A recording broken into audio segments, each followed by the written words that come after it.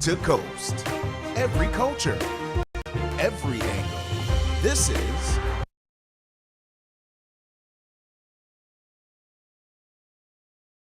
Welcome to Rise America. I'm Folake Adesugba. Let's get right into it. Democrat Elizabeth Warren has officially kicked off her 2020 White House run with a full-throated pledge to defend working Americans unbowed by a row over her Native American ancestry that has threatened to nip her campaign in the bud. The Massachusetts senator, who had announced her intention to run on New Year's Eve, is among the highest profile of the growing pool of Democrats hoping to unseat President Donald Trump in 2020. Her past battles with Wall Street have brought her a large following, and she's considered to have one of the best campaign organizations of any Democrat. Hoping to ride the momentum of her speech, she heads next to early voting Iowa and New Hampshire, as well as 5 other states. And that is why I stand here today to declare that I am a candidate for President of the United States of America. Because the man in the White House is not the cause of what is broken.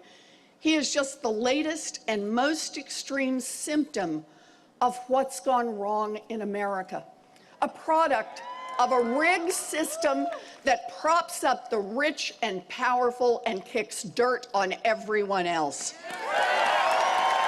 My daddy ended up as a janitor, but his little girl got the chance to be a public school teacher, a college professor, a United States senator, and a candidate for President of the United States. Moving to Canada now, where a French-Canadian man who shot dead 6 Muslim men in Quebec City mosque in 2017 has been sentenced to serve 40 years in prison before being eligible for parole. Quebec Superior Court Justice François Roux called Alexandre Bissonnette's attack gratuitous and insidious as he handed down the sentence yesterday. Several people in the room wept as the judge read a detailed account of the shooter's actions.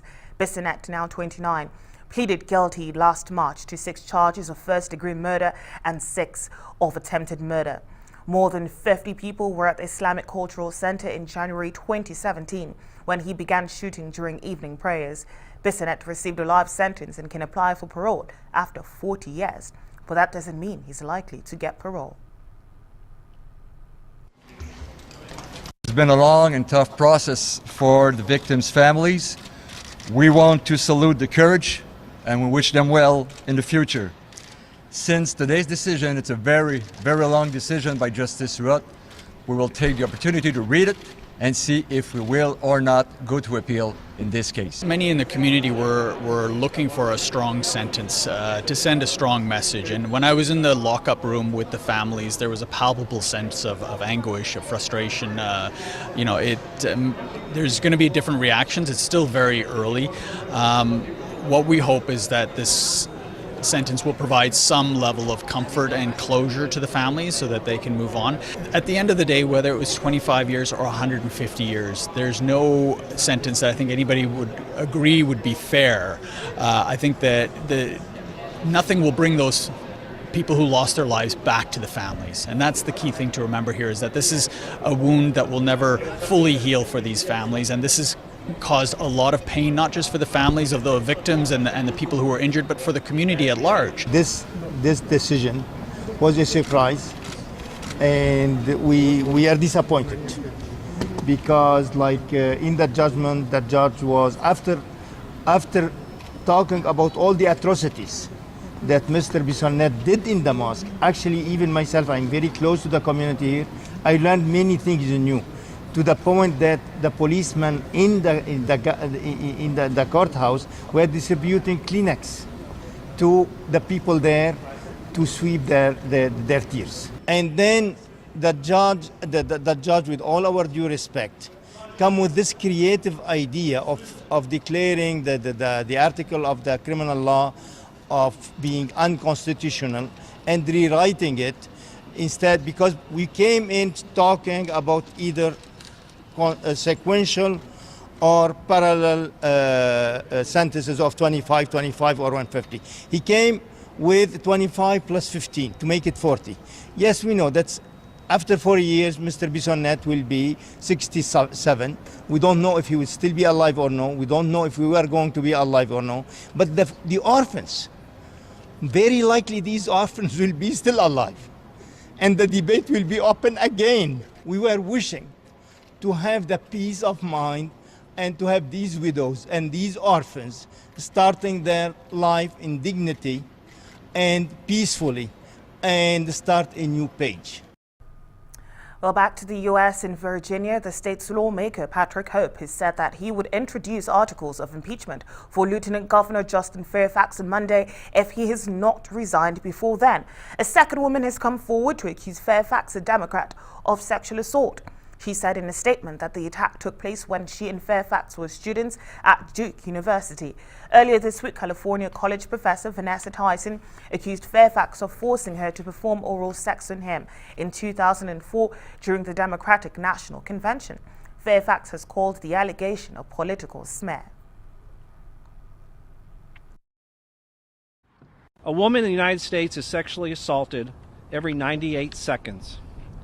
As the father of 3 young girls, I cannot stand by silently while the Lieutenant Governor is facing multiple credible allegations of sexual assault. I believe these women. He needs to resign immediately.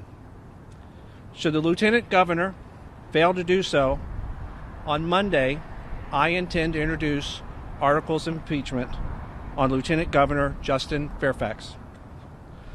Article 4, Section 17 of the Constitution of Virginia says very clearly that impeachment shall be for a high crime or misdemeanor. There's no question that violent sexual assault clearly qualifies as a high crime.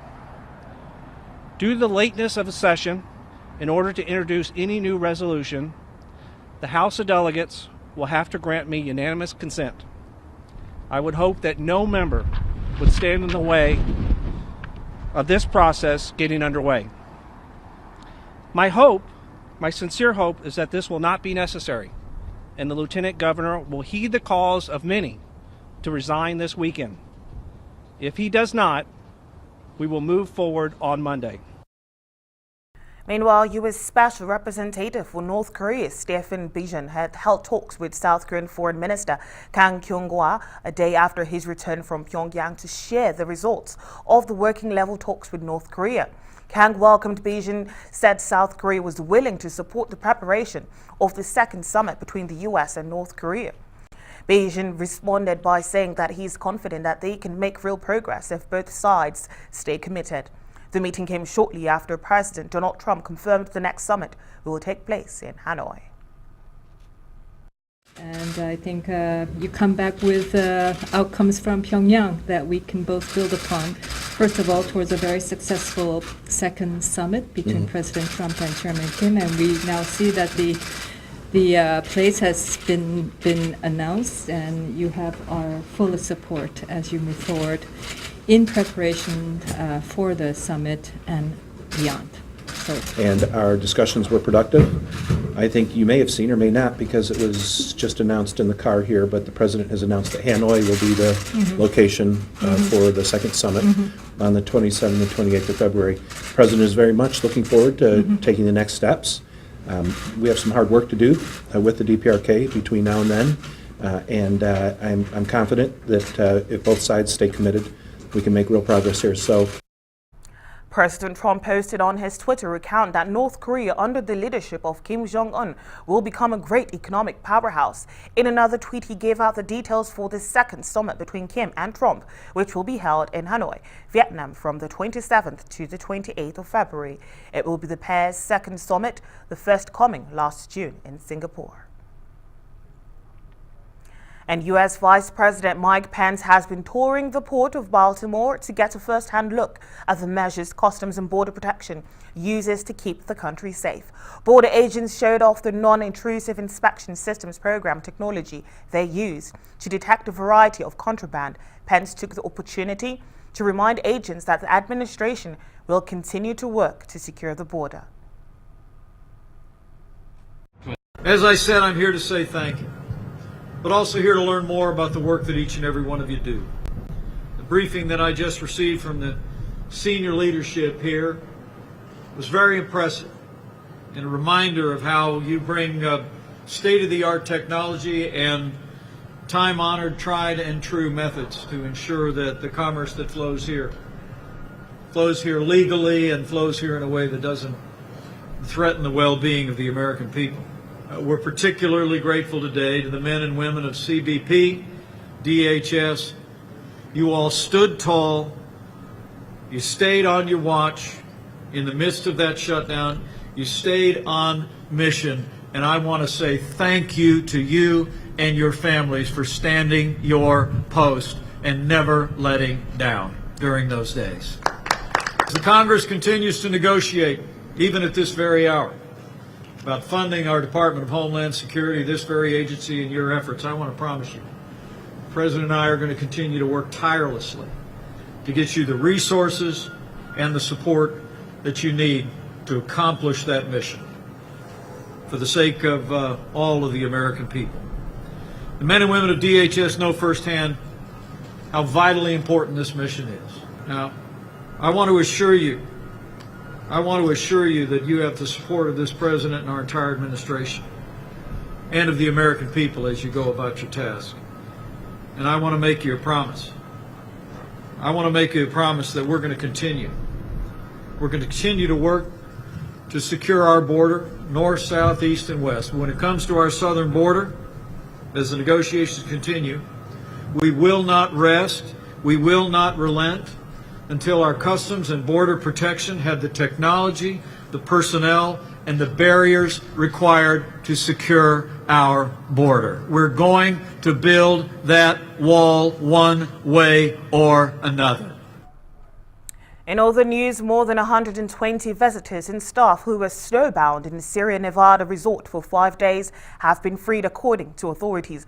Up to 7 feet of snow trapped the guests and staff at Montecito Sequoia Lodge in Kings Canyon National Park from Sunday, following a storm, according to U.S. Forest Service spokesman Alicia Embre. Crews had to travel by snowmobile to get to the lodge in the mountains east of Fresno on Wednesday morning, when they ensured everyone was safe. We're headed for a short break now, but do stay with us. Much more ahead on Arise America.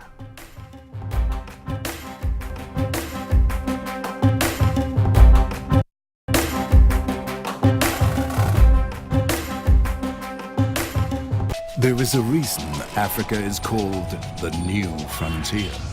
What was once potential is now an opportunity ready to be seized. Once revered for our resources, today's wealth lies in our people. People who build the cities that shape the future. People who know an idea in one place means business in another. A generation for whom technology means there are no borders, no boundaries. We are the new lions in a brave new world, kings of the urban jungle. And there's a bank that puts the world in our pocket and the future in our hands. UBA, Africa's global bank. As a fashion writer, I know how quickly trends are created and changed. In business, it's no different. To stay ahead, I needed a plan flexible enough to meet my changing communication needs. More Business 2.0 didn't just give me voice and data in one package. I got a whole lot more. With More Business, setting up my website was no problem. But I'm not just a fashion writer. I also own a home decor store before I decided to open an accessory store. With my customized More Business plan, managing my staff's communication is easy. No matter how frequently they come or they go. With 9mobile's new online self-service this week, I could adapt my plans to include this. From 2,000 Naira, choose a business bundle, customize your staff's voice and data lines, and enjoy a variety of add-on business services. Dial *200 *5# now to subscribe. More business.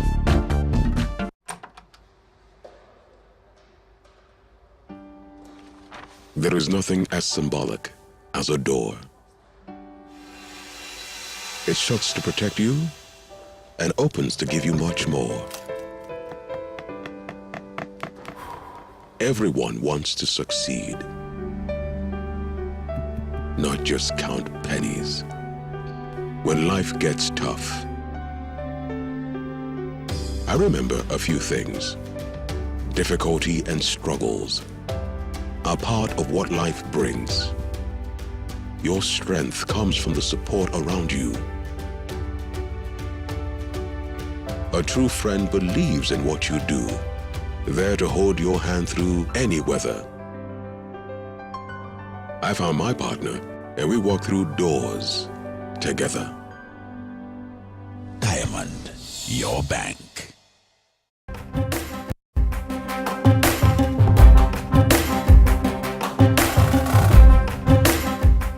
Welcome back to Rise America. I'm Folake Adesugba. Now, the National Enquirer's alleged attempt to blackmail Amazon CEO Jeff Bezos could reopen the tabloid's parent company to persecution for paying hush money to a Playboy model who claimed she had an affair with Donald Trump.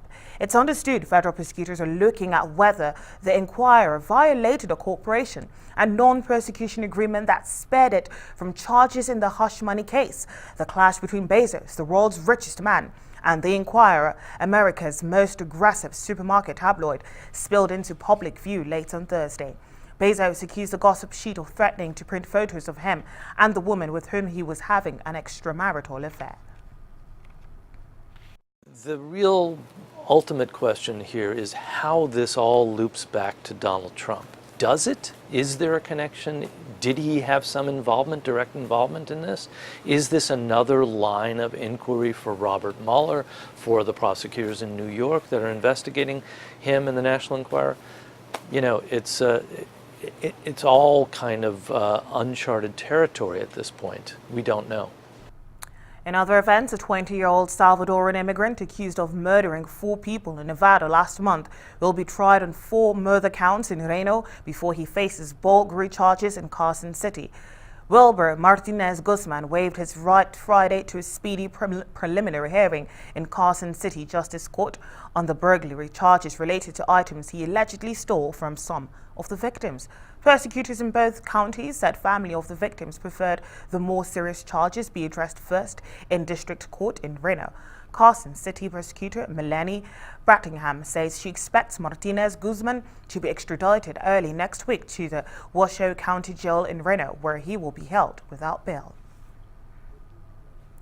And several hundred women gathered in Costa Rica's capital to support accusers of former Costa Rican President and Nobel Peace Prize laureate Oscar Arias Sanchez under the slogan, Yo te creo, or I believe you. At least 5 women have accused Arias of actions ranging from unwelcome fondling to sexual assault. In the first criminal complaint, the former president is accused of groping, kissing and penetrating a female peace activist with his fingers at his home in 2014.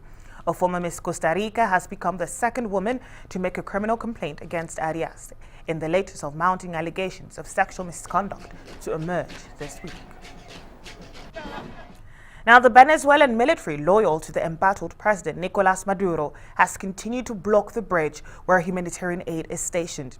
Dozens of volunteers prepared sacks of rice, canned tuna, and protein-rich biscuits for malnourished children at a warehouse on the Colombian border yesterday, as Venezuela's opposition vowed to deliver the U.S. humanitarian aid to their troubled nation, even if it means mounting a mass mobilization of their countrymen to carry it in. A large truck was blocking the Tienditas bridge in Urena in Táchira state, and armed soldiers were stationed. As the food and hygiene kits were packed into individual white bags in the city of Cúcuta, just across the river from Venezuela, U.S. officials and Venezuelan opposition leaders appealed to the military to let the aid through. Well, despite pleas from the international community as well as many Venezuelans, President Maduro stands firm on what he calls fake aid. Venezuela won't allow the spectacle of fake humanitarian aid because we're no one's beggars. Problems in Venezuela? We'll deal with them. The ones we have that are here. But Venezuela is not in any humanitarian crisis fabricated by Washington for years ago to intervene in our country. Now, drone footage shows the charred interior of the popular Brazilian professional football club Flamengo after a fire swept through the sleeping quarters of the academy, killing 10 people and injuring 3, most likely teenage players, authorities said. Firefighters were called yesterday morning to the sprawling Nino do Urubu training grounds in Rio de Janeiro's western region. Overhead images captured by an Associated Press drone showed a smoky, charred area of the complex and a flag flying half-mast. The cause of the fire was not known, but officials said they were looking at the possibility of a short circuit in an air conditioning unit. Still concerning Brazil, police have shot dead at least 13 suspected drug traffickers during a shootout in a shanty town in Rio de Janeiro's Bonheim neighborhood of Santa Teresa. Local media aired footage showing armed policemen shooting their guns on a busy street as cars drove by, and residents carrying groceries stood outside a supermarket watching the events unfold. The confrontation broke out when officers were greeted by gunfire as they entered an area where the suspects were hiding, according to a police spokesman. He said that no police were hurt. Rio de Janeiro is one of the world's most violent cities with frequent shootouts between police and drug gangs and an annual homicide rate of around 50 per 100,000 inhabitants. Time for a short break now, but do stay with us. Much more on Rise America.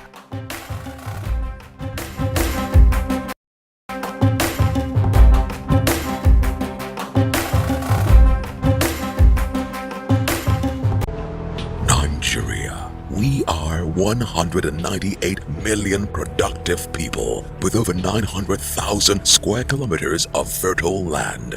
Nigeria's banking system has emerged strong and resilient from the 2016 crisis, which has enhanced our productivity in agribusiness and manufacturing.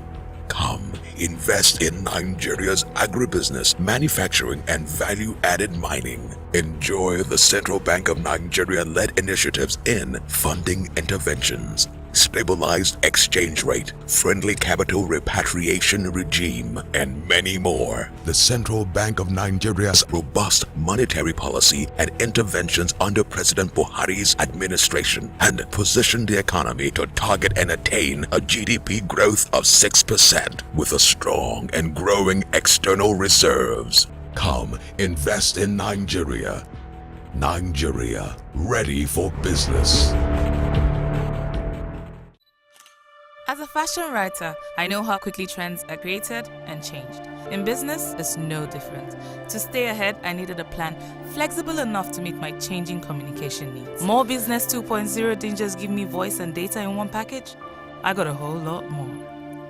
With More Business, setting up my website was no problem. But I'm not just a fashion writer. I also own a home decor store before I decided to open an accessory store. With my customized More Business plan, managing my staff's communication is easy. No matter how frequently they come, oh, they go. With 9 Mobile's new online self-service this week, I could adapt my plans to include this. From 2,000 Naira, choose a business bundle, customize your staff's voice and data lines, and enjoy a variety of add-on business services. Dial *200 *5# now to subscribe. More Business.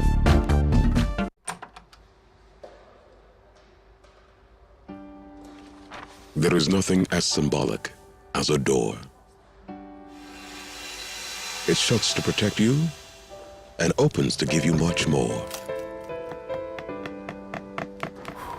Everyone wants to succeed, not just count pennies. When life gets tough, I remember a few things. Difficulty and struggles are part of what life brings. Your strength comes from the support around you. A true friend believes in what you do, there to hold your hand through any weather. I found my partner, and we walked through doors together. Diamond, your bank.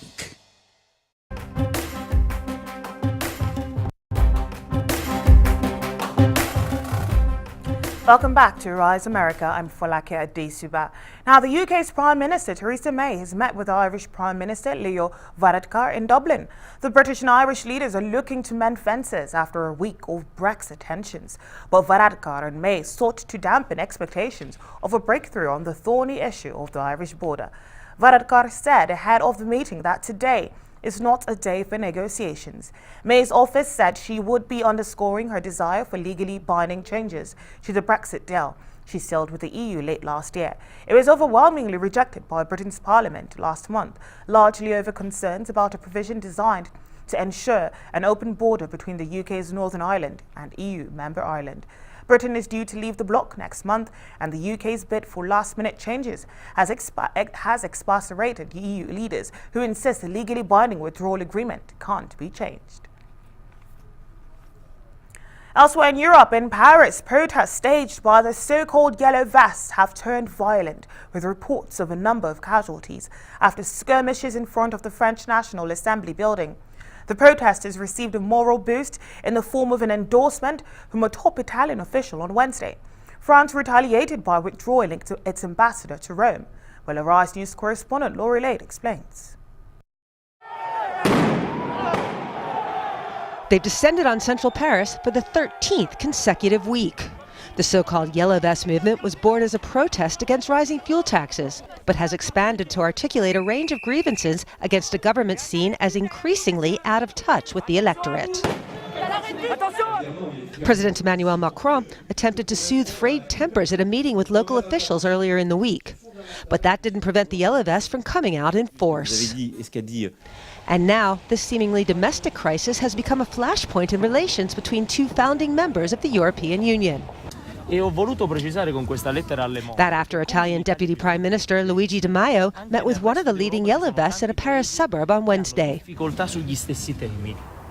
It's the latest in a series of provocations from Italian political leaders who have hammered the French government over an array of issues, including a failed policy toward Africa that has sent refugees pouring into southern Italy.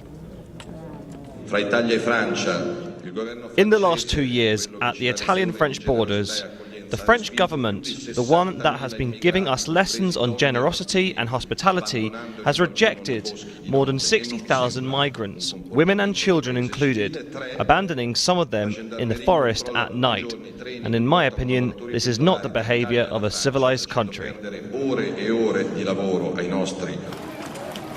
In response to the clandestine meeting between the Yellow Vests and the Italian government, France has recalled its ambassador to Rome for the first time since 1940. Nathalie Loiseau, the French Minister for European Affairs, called the Italian actions unfriendly, unnecessary, and unpleasant, and not in serving the best interests of ordinary Italians. And from the French government spokesman, a more stinging rebuke. For several months, France has been subject to repeated accusations, unfounded attacks from the two members of the Italian government, Mr. Di Maio and Mr. Salvini. There's been a call to vote against the French president and to support the Yellow Vest movement, to criticise the action of France in Africa. And there's been the coming of Mr. Di Maio in France. And when a minister from a foreign government comes to France to meet some Yellow Vests, it is good manners to advise the government to let us know you're coming. The row comes just months before elections to the European Parliament in May, with populists in the ascendant in a large number of European countries. Many emboldened by Brexit voters in the UK. And as EU nations attempt to prepare for a potential no-deal Brexit, which could severely disrupt trade links across Europe, they may be overlooking the potential damage of a nasty diplomatic spat at the heart of the continent. Laurie Laird, Arise News. Well, here in Nigeria, President Muhammadu Buhari was in Lagos for the final rally of his party, the All Progressives Congress, ahead of next week Saturday's presidential election. Correspondent Alero Dediare covered the visit for Arise News. APC! President Muhammadu Buhari's day in Lagos began with a courtesy call on the Oba of Lagos, Oba Rilwan Akiolu I. Directly behind me is the Palace of the Oba of Lagos, where President Muhammadu Buhari will be making his first stop for this re-election bid for the 2019 presidential election. As we all get to await his arrival, we could get to see that there are lots of security officials on the road with a lot of kids, elderly women, young guys, well, I got to say young, everyone in anticipation to receive the President of Nigeria, President Muhammadu Buhari. This presidential visit to the Lagos royal father was only the start of a number of consultations by President Buhari before making his way to Teslim Balogun Stadium, the venue of the mega rally.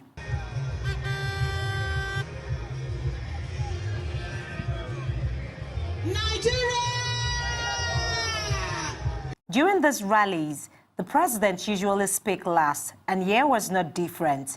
Various party leaders and campaign officials took turns to address their supporters. When the president comes, he knows what to say to them, and the traditional rulers too have rehearsed what to reply. Well, we're all very excited welcoming the president to Lagos State. It was in my state about a week ago, so we all love him, and you could see the turnout. Is welcome to Lagos State. Look for broom, Zimbo. Don't put it on top of broom.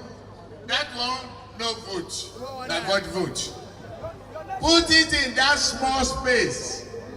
And leave and stand by until they count your vote. The number of jobs already created by this government, whether in construction industry or the Empower program and their multiplier effect, money market and so on, you will have more than 5 million jobs created. As we go to the next level, these numbers will triple.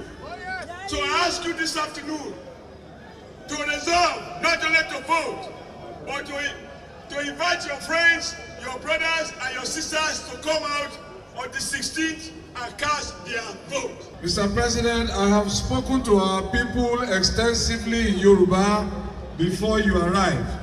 I have delivered your message and the message of your government and our party to them that next level means jobs, from Mambila to the road projects to the factory roads of Apapa all the way to Woroshoki, from Ikorodu to Shagamu, from Lagos to Ota, from Okokomaiko to Semeboda. I have told them that you don't have time to write letters, you get the job done. I have gave your message of the road intervention on 3rd Mainland Bridge, on Murtala Mohammed Road, on power in Odogunyo, in Ilashe, in Ejigbo, in Ajah, in Ijora, to our people, that certainly life will be better at the next level when we win. We appreciate Mr. President for the last 3.5 years. All the achievements we have made has been done through his own contribution and his support. This election is not about tribe, it's not about religion. That's what we want to clear properly here. If this election is about infrastructure and it's about jobs, it's about the economy, the right path to go is to go to the next level and continue to vote APC. When you look at what we are doing in Lagos already, you will see that even the airport road is not for Yorubas, neither is it for Igbos or is it for Hausas. It's about making life comfortable for every Nigerian. And that's why Mr. President has continually supported all our projects by even refunding some of our capital projects money to make sure that we complete all these projects. When he was Minister of Petroleum, built the 3 of the 4 refineries that we have in Nigeria today. He is the man who built 3,500 kilometers of pipelines. They haven't added much to it since then. He's the man who built the Lagos, Abeokuta, Ibadan, Lagos Kano Railway. Itakwewari, he completed it. Abuja Kaduna Railway, he completed it. Abuja Light Rail, he completed it. Lagos Ibadan Expressway is the one doing it. Mambila Hydro Project, the biggest hydro project in Africa. He's the one doing it. And then it was the turn of the president. I stand here to thank you very much for defying the weather to see us and listen to us. I don't think I will say anything more relevant than what the Minister of Works Housing said, Bashola, what the chairman has said, and what the Vice President has concluded is the best way you can understand it. I thank you very much, and I assure you that the promise we have made 2015, based on which you elected us, we made tremendous progress, as I mentioned, by those who told you what this administration is doing on security, economy, and fighting corruption. If you're familiar with these routes, you definitely know that tankers and trailers get to occupy 1 or 2 lanes, which is a major traffic issue that causes a lot of problems to a lot of Lagosians. Now the question is, where are the trailers, where are the tankers? Just because President Muhammadu Buhari's visit to the APC rally in Lagos State, that's why you get to see that the road is free. Now Lagosians are wondering, can the same thing be implemented in our day-to-day life in Lagos to make traffic easier to a lot of people? It's a big question that needs to be answered. Alera Didiari reporting for Arise News. We are heading for a short break now, but do stay with us on Arise America. Much more ahead.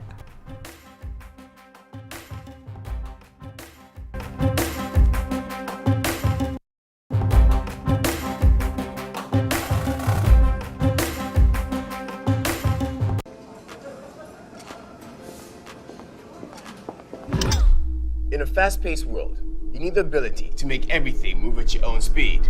Stay ahead and not miss anything.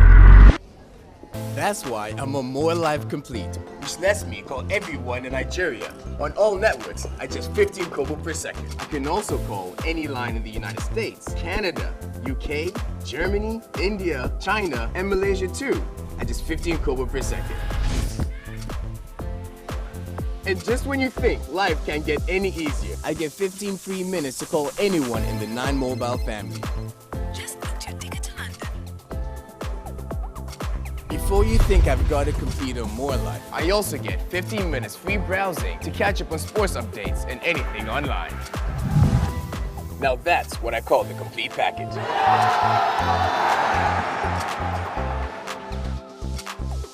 Thinking of banking in Africa? Think Zenith. In today's fast-moving, fast-changing world, you need a financial partner that understands your unique expectations. A bank with presence in major financial centers across the world, with the enabling platform to facilitate seamlessly, whenever, wherever, however. A bank with best-in-class financial solutions from a superb combination of technology and human touch for easy, fast, and secure banking that creates real value. Turning dreams into reality is now in your hands. People, technology, service. Zenith Bank, in your best interest. Nigeria. We are 198 million productive people with over 900,000 square kilometers of fertile land. Nigeria's banking system has emerged strong and resilient from the 2016 crisis, which has enhanced our productivity in agribusiness and manufacturing. Come, invest in Nigeria's agribusiness, manufacturing, and value-added mining. Enjoy the Central Bank of Nigeria-led initiatives in funding interventions, stabilized exchange rate, friendly capital repatriation regime, and many more. The Central Bank of Nigeria's robust monetary policy and interventions under President Buhari's administration and positioned the economy to target and attain a GDP growth of 6% with a strong and growing external reserves. Come, invest in Nigeria. Nigeria, ready for business. There's an old saying in Nigeria, thoughts and dreams are the foundation of our being. At First Bank, we dare to dream and strive to innovate. continuing our over 120-year tradition to be the first to offer new products and services to our customers. You first. First Bank.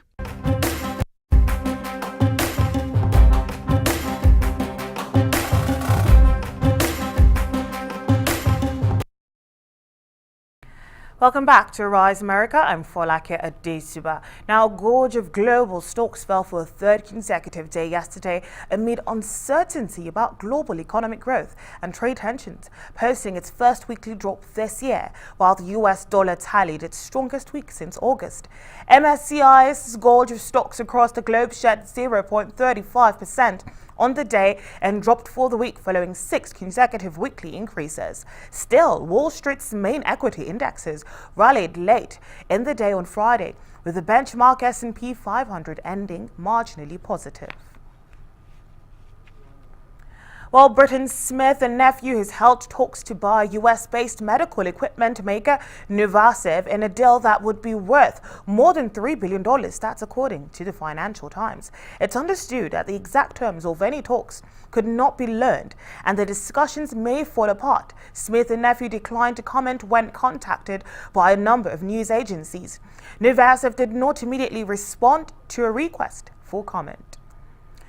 Some of the ways that global operations gives a competitive advantage for Smith & Nephew is that we work across all the different business units. So our organization stretches across all of them. So it gives us the, number one, ability to really drive best practices across quicker so we can move faster, more effectively, more efficient.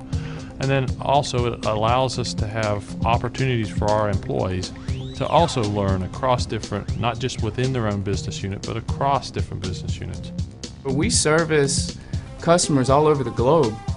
We have daily console shipments going to Australia, Switzerland, Japan, Canada, UK, Sweden.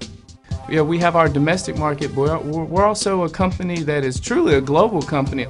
We could be sailing along and get that phone call and say, hey, we have an emergency. We've got to get an order pulled in the next hour and get it on a flight out so we can meet this surgery. The thing that I've learned in the last couple of years is that understanding the things that the people work through out on the production floor.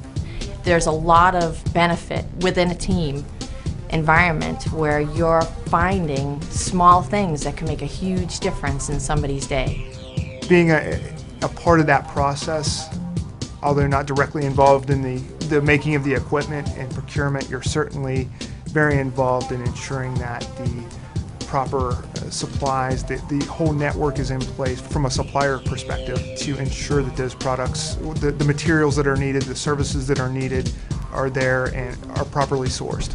So even though you may be in one area in the US, you get exposure to helping relay or take world-class tools across the globe within Smith & Nephew. So it's an exciting place to work.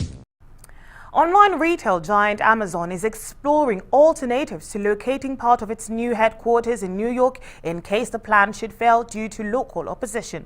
Well, the online retailer has not yet acquired any land for the project, which would make it easy to scrap its plans. Amazon is still working toward winning approval from New York officials and had not given up on the proposal, but was considering potential alternatives to New York if their plans fall through. Well, now for more on this story, here's Arise News correspondent Lori Lade, who joined my colleague Victoria Papel earlier. She began by asking her about US cities climbing over one another to attract Amazon. This one is truly bizarre, Victoria, because remember the beauty parade of hundreds of U.S. cities that wanted to compete to host Amazon's second headquarters. It was a hard-fought battle. So many cities wanted Amazon in their community. They were attracted by the potential to create lots and lots of jobs. It was a hard-fought battle. battle, Amazon finally decided to split the contract, split the second headquarters between Arlington, Virginia, which is just outside of Washington, D.C., and Long Island City in New York, which is just outside of Manhattan. Lots of cheering in those local communities. Arlington has stuck by it. Arlington still seems very happy to host Amazon, but there's a political battle going on in New York. Now, it's difficult to see who is really running this battle. Amazon's research, and take this with a grain of salt, shows that New Yorkers in the borough of Queens, it's just over the river from Manhattan, but Amazon's polling shows that most residents of Queens are very happy to host Amazon. Others are not. Now, this is a left-of-center city council, and there's a lot of questions about the role of corporate America in the community. Now, the community is saying Amazon is promising 25,000 new jobs at an average salary of $150,000 a year, which is well above the national average in the U.S. But the latest spat seems to be over Amazon's request for a helipad on its new plant, and presumably the helipad is to allow Jeff Bezos, we're seeing him on the screen right now, to allow him to fly in and out of this second headquarters. That seems to be the rock on which this has perished. This has really annoyed some New York City, some Queens council members. But it's been a bad-tempered spat, and I think this spat is actually overshadowing some real issues. Yeah, I think so too. But this does raise questions about tax breaks provided to companies that may not need financial incentives. Well, that's the interesting question here, because New York is said to have promised $3 billion in tax incentives for Amazon to locate there. Similar incentives for the second part of the headquarters outside of Washington, D.C. But the belief of many is that Amazon probably would have ended up in these two places anyway. They were able to get real estate in these places. Most importantly to Amazon, they were able to draw upon a very skilled workforce. So a lot of activists are rightfully saying, did our communities need to give up so much in tax incentives to draw this company here? Would Amazon have come one way or the other? And does Amazon, a big, powerful company that is worth almost, as a market value of almost $1 trillion, does Amazon need those sorts of tax incentives? Do we want to reach into the public purse to incentivize this very wealthy company to come to our community? Because it may have come already, because we provide an infrastructure. We have a well-educated workforce. And those are questions, I think, that are worth asking. All right, now, one of the most vocal opponents have been the new Congresswoman making big waves, Alexandria Ocasio-Cortez. Yeah, I am fascinated by this woman. She has only just been sworn into Congress. She's under the age of 30, and yet her pronouncements about progressive socialism are getting so much press, and she has been opposed to this Amazon plant. Her opposition is because of Amazon's refusal to recognize labor unions, but I think her comments are really exposing a big rift in the Democratic Party, and it's a rift that the Democratic Party needs to address if it wants to successfully take on the Republicans in the presidential election in 2020. Andrew Cuomo, who is the Democratic governor of New York, has been very critical of his Democratic colleagues in local government who oppose this Amazon plan. He's essentially saying, why are you looking a gift horse in the mouth? Amazon is promising to create 25,000 well-paying jobs. And this spat between prominent Democrats is playing out in the national press, and it just highlights the Democrats' awkward relationship with business. And this is something that the Democrats have to come together on before they if they want to successfully challenge the Republicans in 2020. All right, so my last question to you, and this isn't the only problem for Jeff Bezos at this point, is it? He has had a torrid week. I'm sure he'll want to see the back end of this week. The story that we're discussing about Amazon rethinking its promised investment came from the Washington Post. Amazon has not directly commented on this report, but meanwhile, Jeff Bezos issued a statement earlier in the week saying that he has been, in his words, blackmailed and extorted by the National Enquirer. The National Enquirer is a fairly salacious publication. It's run by a man called David Pecker, who is a very close friend and colleague of Donald Trump's. Now, let's put some context in here. The National Enquirer has been accused of paying off women who claim to have had affairs with Donald Trump, paying them for their story and not running that story. It's called Catch and Kill. Jeff Bezos now owns the Washington Post, which has been very critical of Donald Trump. So this is playing as two media moguls against each other. Jeff Bezos is saying that the National Enquirer has compromising information on him. Not long ago, Jeff Bezos announced that he was going to leave his wife of a couple of decades. It's been reported that he is in a new relationship.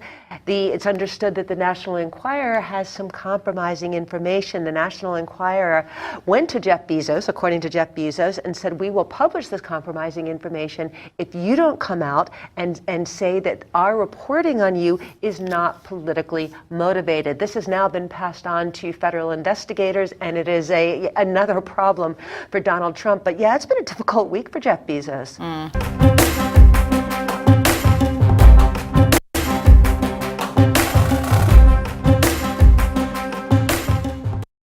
Looking at a bit of entertainment now, ahead of its world premiere at the Berlin International Film Festival, acclaimed French director François Ozon attended a press conference for his latest movie, By the Grace of God. The drama, which is showing in competition at the festival, centers on real-life accounts of sexual abuse in the Catholic Church in Lyon, France. The investigation into the abuse is ongoing, with the trial of the main priest in question, Reverend Bernard Prénant, occurring later this year. Ozon said the details of the case are public knowledge in France, so pressure to block the film's release was unlikely to stop the filmmakers. On a pris la décision dès le départ. Well, right from the outset, we decided to shoot in Lyon only for the exteriors and all of the church scenes. The interiors were shot in Belgium or Luxembourg. We didn't even try to ask for Lyon because we knew, as you mentioned, that the city is extremely Catholic and the powers that be are close to the church in Lyon as well. We wanted to be free and not be censored. We wanted to be able to work as freely as possible. Perhaps Eric Altemeyer would like to add something, our producer. Facile à financer compte tenu de son sujet. Well, no, it wasn't entirely easy to finance the film given its topic. There are a lot of people who would have normally contacted. There's the Lyon region. We would have normally contacted them and asked for funding. And also more classical partners of French cinema, such as Canal Plus, who did not want to provide funding for the film because of the topic it was addressing, although they had previously been involved in François' earliest films. So that was part of the difficulty of funding. Donc ça s'est fait un petit peu dans la douleur. Meanwhile, premium channel Paramount Network has debuted an official trailer for the documentary I Am Richard Pryor, the iconic comedian performer who broke barriers and achieved massive success. The documentary film explores and celebrates the life and career of the iconic comedian who lifted himself out of poverty to achieve worldwide fame and fortune. Sometimes I feel like there's a person, Richard Pryor, and he does all this comedy. And then there's me. And I wonder what I have to do with Richard. One of the most brilliant comedy minds in existence, Mr. Richard Pryor. I'm looking at an oblivious genius. Richard Pryor is not conservative by any stretch of the imagination. Richard had a view of life that was always based on truth. You distort the truth, you make fun of the truth, you run over the truth, but there has to be truth in it. My father died. My father came and went at the same time. It so moves an audience to find a performer who shares their vulnerability with you. They're laughing, but also suddenly you're a raw nerve. This ain't as funny as we thought it was gonna be. He's a kid that grew up in the streets of Peoria. His dad was a pimp, and his mother was a... Hello, little boys. Your mother home? I like a... As soon as he's off stage, he really didn't know how to operate in the world. Drugs allowed him to be something other than himself with the memory of that childhood. I was told by many people that this is a troubled artist, and you should stay away from him. I didn't get caught yesterday buying 7 pounds of cocaine in front of 8 policemen. The phone drops. Richard had run through the kitchen on fire. So what's that? Richard Pryor running down the street. One day he got up and go, you know what? This is bull. I have have some stuff to say. I could have been prejudiced. Pimps, poverty, racism, he took all that dark and made it light. He kicked the freedom of speech door wide open. That was a hidden world that people didn't know about. And Richard Pryor put it on wax and made it beautiful. Take me now, Lord, take me now. God, save my life, take me, take me, take me. He made us all realize that we're humans, and that's the brilliance of Richard. What you taking my picture for? He turned out to be kind of a genius to turn your pain into comedy. I feel the tension from y'all. Y'all want me to do so well. But let's relax and enjoy whatever happens.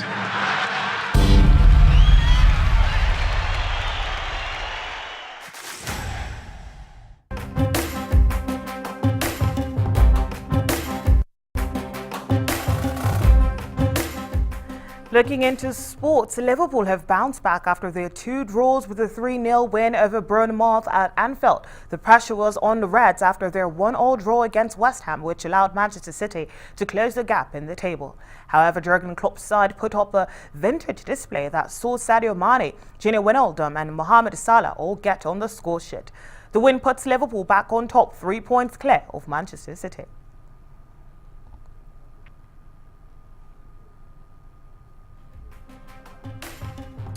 Well, that is all for this edition of Arise America. Thank you for being a part of the program. I'm Folake Adesugba.